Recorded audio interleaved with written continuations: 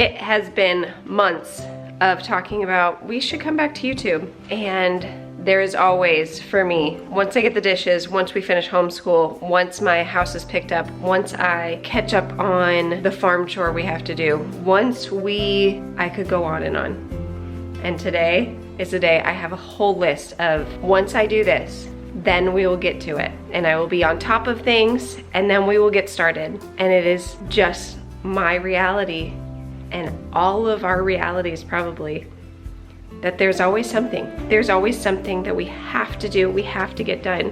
YouTube was such a healing part of my life because it actually caused me to breathe, see my response and my actions towards my family, towards my positive attitude, or was I having a negative attitude that I didn't realize I had.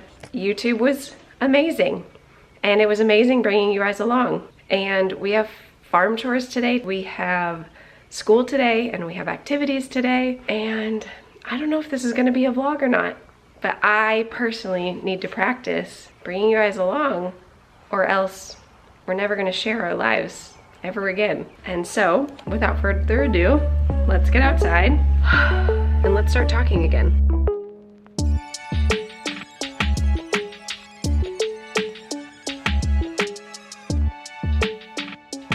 And the perfectionism side of me would say, I can say that better, Alex. Why don't you really think about how you want to come back to YouTube and not just flippantly pick up the camera. This time around, we have so many things that we specifically want to talk about. We really want to dig into important things. We were vlogging in our 20s, and I will say in my 30s, my later 30s, my perspective on life is very different. I feel like not a lot of people are talking about the important things. Perspectives that Philip and I have been hushed for years. And I almost feel like we felt trapped to that, where we stopped talking because we weren't allowed to say things without being extremely ridiculed. And I say to myself, once the dishes are done, but we had an event, we had friends over, and so do you play catch up on dishes? My dishwasher's clean, but I didn't have room for this, and instead of hand washing it, we're waiting until the dishwasher is empty and available. I don't know if you care to hear about that, but that's what I'm saying this morning. Oh, Philip. Oh, vlogging. Oh, how you were such a part of me. Okay, Philip cut me off of coffee. Philip is actually really eating very differently. I don't want to say it because I don't want to promote this eating style. However, Philip has already seen, and what I would say Philip hasn't already seen, I have already seen such drastic improvements in him that I'm like, well, I don't know if I think this is like a lifelong way of eating, but I think it is good maybe for a short period of time. He no longer snores. He has lost a significant amount of weight. His body temperature that normally runs extremely hot, which if you've been around our channel for any length of time know that our biggest focus usually when it comes to health is focus back towards fertility, and a man with a really high body temperature, that's not helpful for fertility. And he's cold, like to the touch, where I'm like, I usually get to warm my hands on my husband, and now he's like cold. It's very odd for me. It's very strange, but it's carnivore. If you're curious, you're like, don't string me along and don't tell me. I am not promoting it. I'm not telling you to do it. I'm just saying his practitioner that we are now seeing, she is more of on the natural side. She encouraged him to try it for 90 days. She encouraged me to try it for 90 days. I have had a lifelong journey of different ways of eating, and I think if you've been around here, especially from the beginning, you probably watched a lot of food changes in me, but maybe I didn't share it very detailed. That's like, I want to bring like and tell you more details of like things you can hold on to. When you're so desperate for your health and you are really, really strict to these certain eating habits, I felt like I was very much in food bondage a little bit. It didn't feel like it at the time. I felt better in certain ways, but like I always had these chronic health struggles. Well, since moving to the farm, I don't struggle with any of those pains anymore. I had chronic stomach aches, chronic fatigue, chronic this, that, and the other. Nothing that's major. Like, you don't want to share it on the internet because you're like, oh, it sounds so dramatic. Like, it wasn't horrific. I was functioning, but I don't think I was functioning the way normal people function. I think me getting out of bed was significantly on the more difficult side than the average person. I'm getting my raw milk latte, which now Philip is telling me we're gonna cut coffee for a hot second, but black tea it is. So I'm gonna have a black tea latte, which actually is sufficient. My version of coffee is a mode of transportation for a sweet, fun treat. Like, I deserve it, kind of. But I do like coffee, but we're gonna do tea. Today's the first day, so tell me in a couple of days if I'm like still excited that we're not drinking coffee. But tea latte, this is my little foamer. It's a little Keurig that Philip got for me on Mother's Day a couple years ago. Just, oh yeah. Oh, I should have heated up the tea first. You guys distracted me. Not your fault. It's just not normal for me to vlog right now. It's been a hot minute. I'm embarrassed. I'm putting it in a microwave. I shouldn't be embarrassed. I'm very against microwaves. We didn't have a microwave for a very long time, but it is hidden in our pantry, far, far away. The kids know to run away when the microwave is on. I'm not gonna get any radiation from over here, hopefully, but my food is, and then I'm consuming it.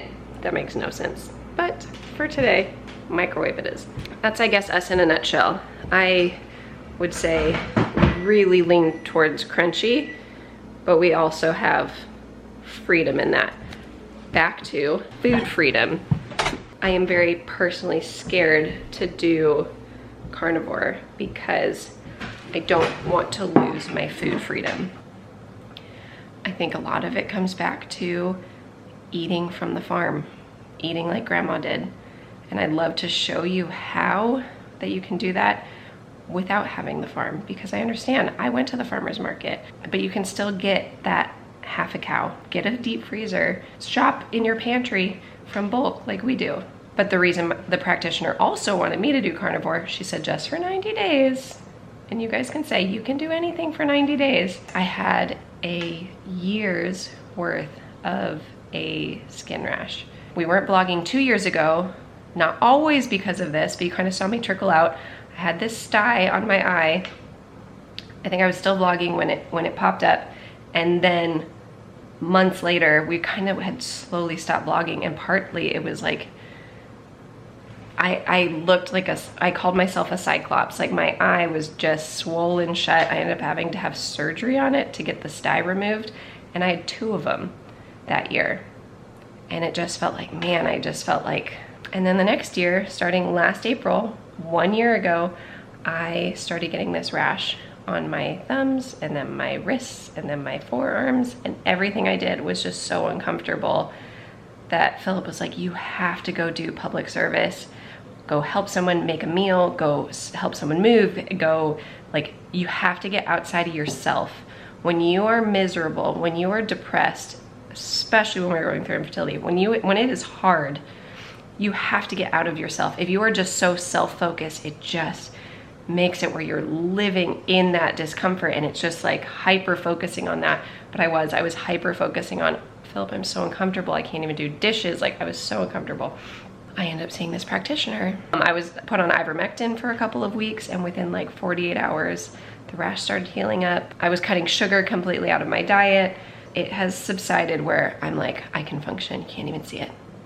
Maybe I'll be showing pictures through this chit chat of, I don't even know if you want to see it. It's like, well, I'll show the not bad parts. There was some that were like open and sores and blah, blah, blah, but I'll show you the G-rated version of the photos. It just made me feel like I just didn't want to do anything outside. I think it was like, it accompanies with like a little bit of feeling depressed. You're so self-focused, and so like picking up the camera, guys, it's making sense in my head. Talking about starting this video of why not just pick up the camera and start talking again. There's so many things in our lives that we all struggle with, and your struggles might be so different than mine. However, what I think was so beautiful of us sharing for so long, our family tried so hard to focus on being positive through all the hardship. Little secret, that was not me. I feel like I got so much of that credit for being positive, but behind the scenes was a husband that was solid in the Lord and kept my eyes focused on what really mattered. And so how did I stay positive? Keeping my eyes on Jesus, number one. Number two, the way I did that was having a husband encouraging me and supporting me, keeping my eyes that direction and reminding me to be positive. Even on days when I'm like, okay, I'm not gonna be positive today. That was a really, really, really hard circumstance we just went through. He said, that's okay. We can wallow today, but tomorrow we are going to see the positive in what we have in our life. So even though your struggles and mine might be completely different, what I think was beautiful on this channel was focusing on how we can be positive amidst the hardships of life. And everyone's life has some hardships. And we might compare and say, well, yours are easier than mine. Doesn't matter. They're all hardships. Like, you might look at mine and be like, yours aren't really that bad. And comparatively, they might not be. But my heart was torn in two going through infertility for so many years. And to be honest, it's still a struggle. And I definitely have majority good days, intermittent some bad days, but some bad days are still really hard. And my husband just the other day told me, I am not gonna let you tell me that it's not fair, because it feels like it's not fair.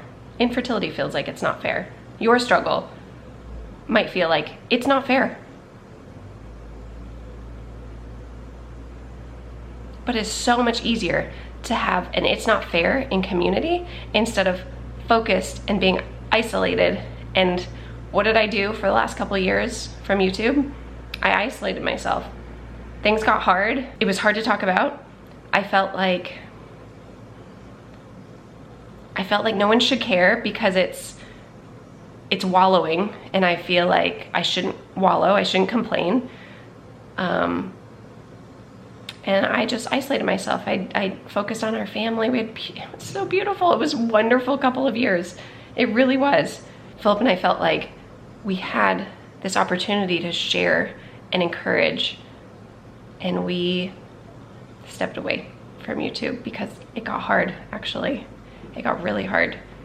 The technicalities of trying to run a home, then I added running a homestead, then my kids got older and we started homeschooling, and trying to do all of that and then add full-time job of YouTube where I was present a lot felt like a lot when we didn't have an editor. We've never had a team. We've had a couple of people help us with administrative stuff, but we've never had like a team.